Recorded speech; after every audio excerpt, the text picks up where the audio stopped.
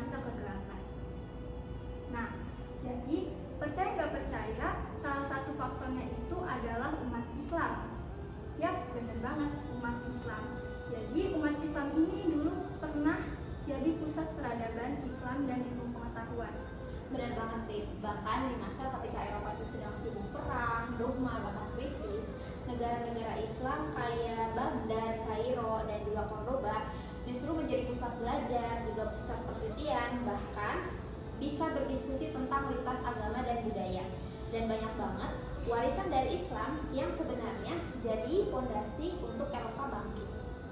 Nah, makanya hari ini kita bakal ngobrol bareng 3 narasumber kita yang keren-keren banget, yang mana mereka itu udah riset topik ini dari sisi-sisi yang berbeda. Yuk kita kenalan sama narasumber kita. Aku Ratu yang bakal nemenin Dita hari ini untuk jadi host. Aku tugasnya nyolek-nyolek diskusi ini biar makin hidup. Dan aku Dita, host yang bakal ngebawa arah diskusi kita hari ini. Jadi sekarang kita langsung kenalan aja nih sama narasumber kita yang pertama, ada Dila. Yuk kita kenalan. Halo. Oke, selanjutnya ada Huda. Katanya sih pinter banget ya ngebongkar budaya yang selama ini kita kira barat, padahal aslinya punya akar dari peradaban Islam. Boleh maju, Huda? Oke. Dan terakhir nih ada Tasya. Dia yang bakal ajak kita lihat gimana sih sistem pemerintahan dan hukum di Eropa yang ternyata banyak terinspirasi dari peradaban Islam. Halo Tasya. Halo.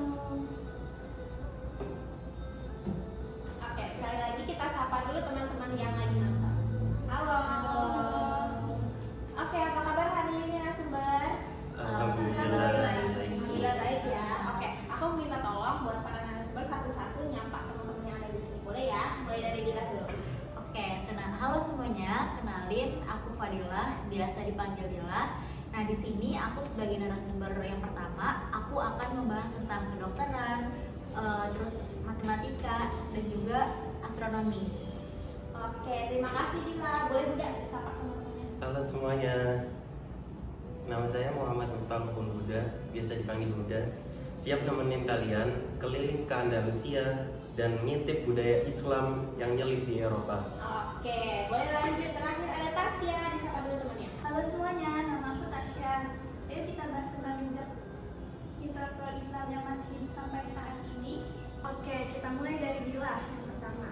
Bisa nggak sih Dila ceritain gimana sih kontribusi Islam dari ilmu pengetahuan itu terhadap dunia barat? Oh, bisa banget dong. Jadi waktu dulu Eropa masih sibuk sama konflik dan juga krisis, itu berada di kota Baghdad. Kalian tahu nggak sih kota Baghdad itu di daerah mana? Nah, di daerah Timur Tengah. Jadi di kota Baghdad itu dia ada namanya pusat ilmu pengetahuan dan namanya itu Baitul Hikmah. Nah, Baitul Hikmah itu kok bisa dibilang kampus zaman dulu. Jadi kayak Universitas gitu ya. kayak universitas zaman dulu banget gitu. Jadi kayak para ilmuwan itu tuh berkumpul dan juga dia menerjemahkan buku-buku dari Yunani, dari Persia dan juga dari India. Dan kalian tuh masih ilmuwan barat yang namanya Al-Khawarizmi.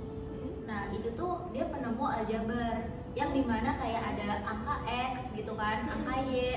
Kita kan matematika tahu ya angka X sama angka Y itu kan. Nah, jadi itu penemunya Al-Khawarizmi gitu. Dan juga Ibnu Sina. Beliau tuh ilmuwan kedokteran yang dimana dia tuh juga punya buku namanya Al-Qanun fil Atib. Nah, bukunya itu membahas tentang kayak diagnosa penyakit, terus juga kayak tentang ya medis-medis gitulah. Oke. Jadi bisa dibilang dunia medis modern itu sebenarnya juga berutang pada peradaban Islam ya. Iya, bener banget. Terus juga ada ilmuwan yang namanya Al-Haytaman. Nah, Al-Haytaman itu ilmuwan yang penemu optik, penemu cahaya gitu. Dan ilmuwan-ilmuwan barat ini menamai beliau ini namanya the father of optik. Jadi kayak beliau itu kayak menemukan konsep eksperimen sebelum Galileo gitu. Wah, keren banget ya. Jadi bukan cuma jadi penyimpan ilmu aja, tapi justru juga jadi pengembang. Iya, keren banget emang ilmuwan. Oke, terima kasih ya Dila. Sekarang kita ke Huda nih. Jadi seringkali kita mikir budaya Islam dan Eropa itu kan bertolak belakang. Nah, tapi kamu punya cerita lain kan?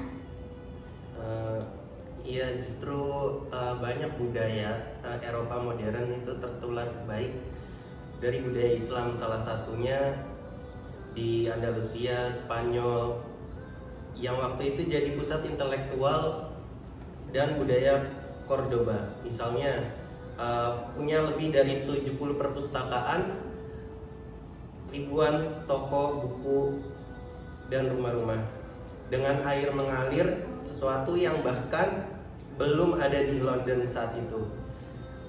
Untuk gaya arsitektur Islam dengan lengkungan dan kaligrafi memengaruhi desain gereja dan kastil. Bahkan desain gereja yang bahkan gitar yang kita kenal sekarang itu katanya adaptasi dari alat musik Arab yang bernama itu on. Oh, Dan itu belum soal kuliner ya? Nah itu dia, banyak banget makanan orang Eropa anggap mewah, kayak gula, kopi, lemon, dan saffron. Itu semua dibawa oleh orang Islam katanya sih, seperti sugar cotton, sofa, semuanya dari Arab. Bahkan sistem jamuan makan dengan urutan makanan dengan itu juga terinspirasi budaya Islam. oke.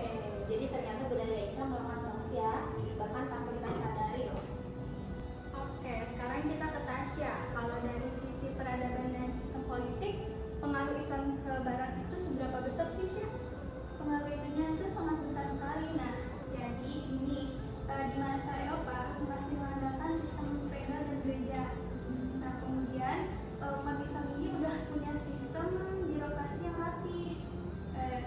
Di dinasti Abbasiyah misalnya ada departemen seperti kementerian dan juga ada struktur pajak, pengadilan dan juga pos. Terus kemudian juga model madrasah juga jadi inspirasi Universitas Barat. Universitasnya seperti yang namanya Oxford dan Bologna banyak belajar dari struktur pendidikan Islam yang sangat sistematis. Kemudian juga ada kurikulum, ijazah atau syahadah, bahkan sistem pengajaran dari seseorang ke muridnya. Kemudian juga selain itu pemikiran filsuf muslim ini seperti Ibnu Rus alias Averroes dan Al-Farabi punya pengaruh besar nih ke pemikir barat. Nah, jadi mereka berbicara soal akal, moral, dan juga kebebasan berpikir. Itu jadi dasar Renaissance dan gerakan pencerahan.